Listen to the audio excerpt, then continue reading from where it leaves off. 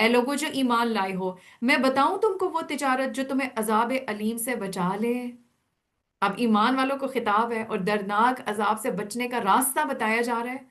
ایمان لاؤ اللہ اور اس کے رسول پر، اور جہاد کرو اللہ کی راہ میں اپنے مالوں سے اور اپنی جانوں سے، یہی تمہارے لیے بہتر ہے اگر تم جانو۔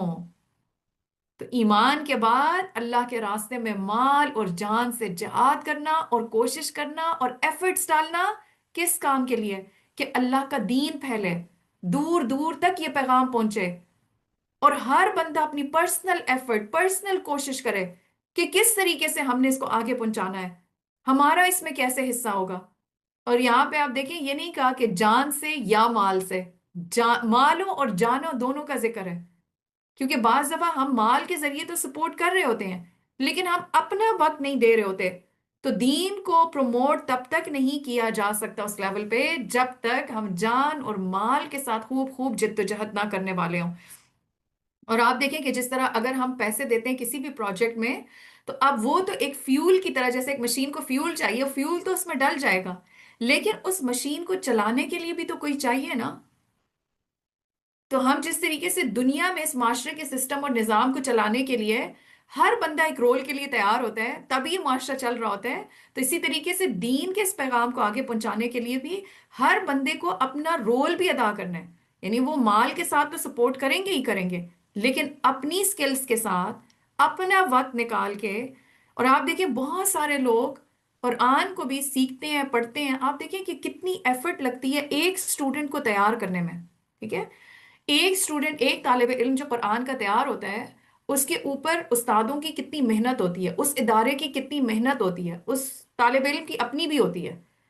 ایک ایک پیپر چیک کرنے کے لیے ایک استاد کو کتنا ٹائم لگتا ہے، اور پھر پڑھ لکھ کر سارا علم سیکھ کے پھر یہ سب کچھ بند کر کے اور اپنے گھروں میں اور اپنی لائف میں بزی ہو جاتے ہیں اور اس کام کو بالکل چھوڑ دیتے ہیں۔ یس اٹس ٹرو کہ بعض دفعہ رسپانسبلٹیز اتنی زیادہ ہوتی ہیں کہ ہمیں موقع نہیں ملتا، لیکن اس میں بھی کچھ نہ کچھ حصہ ڈالیں، کچھ نہ کچھ وقت نکالیں۔ لیکن اصل پریشانی پتہ ہے کیا ہوتی ہے؟ کمٹمنٹ کی۔ بس ہم کمٹمنٹ سے گھبراتے ہیں، ہم کمٹ نہیں کر سکتے، اور اس وجہ سے گھبرا کے ہم پڑھ لکھ کے اپنی اس سکل سے آگے فائدہ نہیں پہنچاتے۔ تو اس لیے ہر بندہ جس نے اس علم کو سیکھا ہے، اور جتنا سیکھا ہے، وہ اپنے مال کے ساتھ اور اپنی جان کے ساتھ اپنا وقت، اپنی صلاحیت اور اپنے جو بھی اس کے پاس ذرائع ہیں ان کے ذریعے بھی اپنے آپ کو آگے پیش کریں۔ کیونکہ انسان کو یہ لگتا ہے نا کہ ابھی تک تو میں صرف اپنے معاملے میں ظاہر ہے رسپانسبل ہوں، لیکن اگر میں نے کمٹمنٹ کر لی تو پھر مجھ سے پوچھا جائے گا، I will be responsible, I will be held responsible.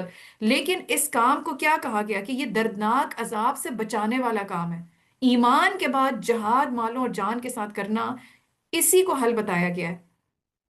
اللہ سبحانہ تعالیٰ فرماتے ہیں یہی تمہارے لیے بہتر ہے اگر تم جانو، یہی بہتر ہے۔